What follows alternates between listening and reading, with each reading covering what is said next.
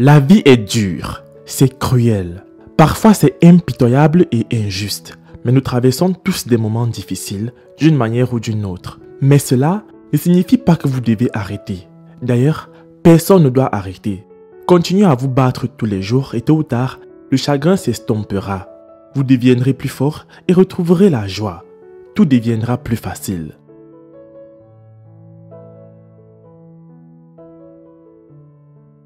En essayant de sauver sa femme et son premier-né dans un incendie qui a failli lui coûter la vie, cet homme a tout perdu, à commencer par son enfant qui est mort juste devant ses yeux, sa maison qui a brûlé en cendres et plus tard, sa femme qui a brisé son cœur après qu'il l'ait sauvé du feu ardent.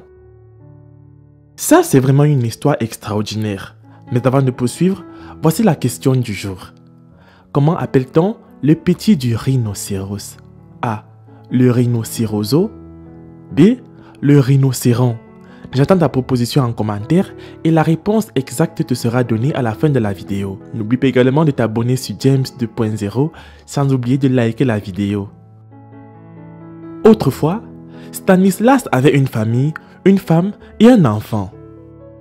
Un jour, un incendie s'est déclaré et toute sa maison a pris feu accidentellement. L'incendie a été trop importante, mais après qu'il ait appris la mauvaise nouvelle, il s'est précipité dans les flammes pour sauver sa famille. Dans le processus de sauvetage, il a également été brûlé, mais a réussi à sauver sa femme.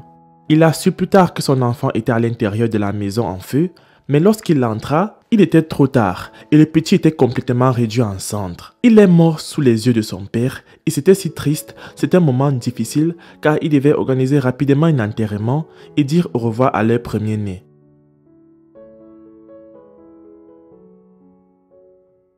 Il souffrait également de blessures graves car entrer dans le feu n'était pas une blague mais un sacrifice. Il a même été plus brûlé que sa femme qui l'a sauvé. C'est pourquoi après ce sauvetage et l'enterrement de son fils, il a passé 3 mois à l'hôpital pour se faire soigner.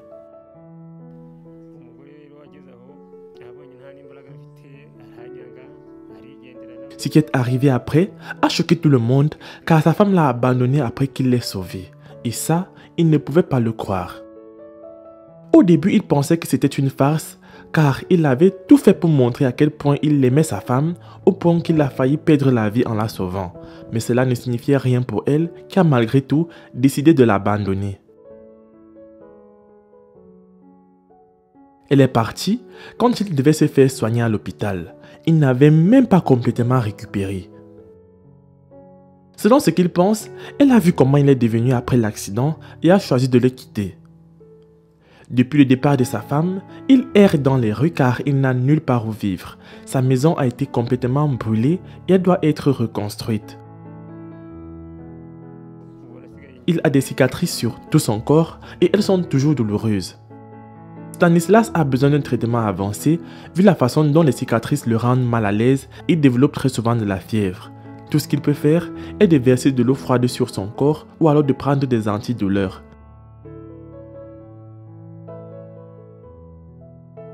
La plupart du temps, il marche en public torse nu et il dit qu'il le fait chaque fois que ses cicatrices lui font transpirer et qu'enlever le t-shirt les fait refroidir et calme un peu la douleur. Il dit qu'il a tout perdu à partir de son enfant, son premier-né, sa maison et mystérieusement sa femme. Il passe le temps à se blâmer et à regretter. Mais en vérité, il ne devrait pas se blâmer pour tout ce qu'il s'est passé, car ce qui s'est passé est naturel.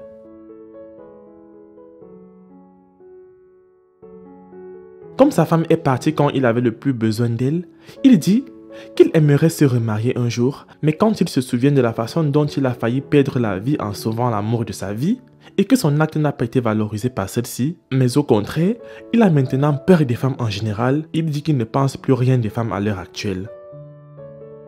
Tout ce qu'il importe, c'est sa vie et comment il peut à nouveau être assez fort pour retourner à ses tâches quotidiennes à la recherche d'argent.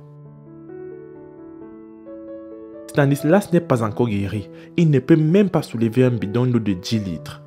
Il a seulement de la chance d'avoir une maison où vivre, mais seulement pour quelques mois, car les voisins savent ce qui lui est arrivé, alors ils lui ont prêté une maison pour qu'il se rétablisse complètement et après s'être rétabli, il commencera à payer le loyer.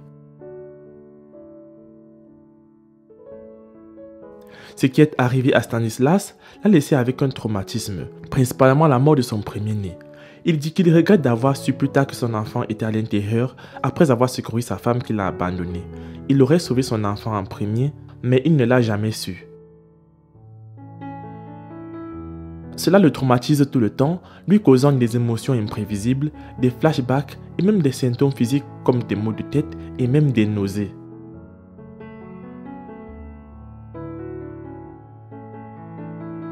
Les villageois ici rendent parfois visite à Stanislas en lui disant qu'il est un vrai héros afin qu'il arrête de se blâmer. Ils continuent à lui rappeler à quel point il a été altruiste au service de sa femme et de leur fils. Ces cicatrices sont parfois douloureuses qu'il ne peut même pas dormir. On lui a dit que si elles ne sont pas traitées et s'il continue de les gratter chaque fois qu'elles sont douloureuses, ces cicatrices pourraient plus tard se transformer en un cancer de la peau. Il a également été rappelé au pauvre homme qu'avec un traitement avancé, ces cicatrices peuvent être traitées et il pourra à nouveau retrouver sa force vitale normale. Mais cela nécessite une grosse facture d'hôpital qu'il ne peut pas se permettre de payer.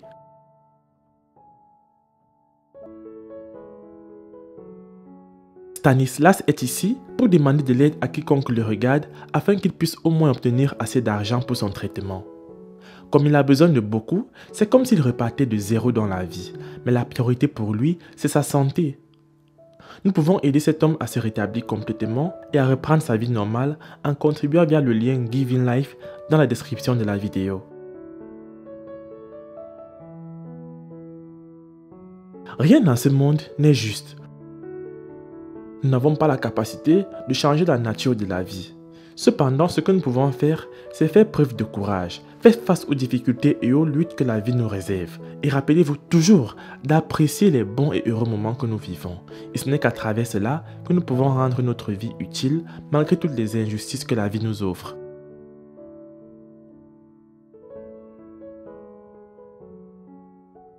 Les amis, c'est la fin de cette vidéo. La réponse à la question du jour était le rhinocéron. Laisse un like si tu as trouvé. Moi, je vous aime et on se retrouve pour la prochaine vidéo.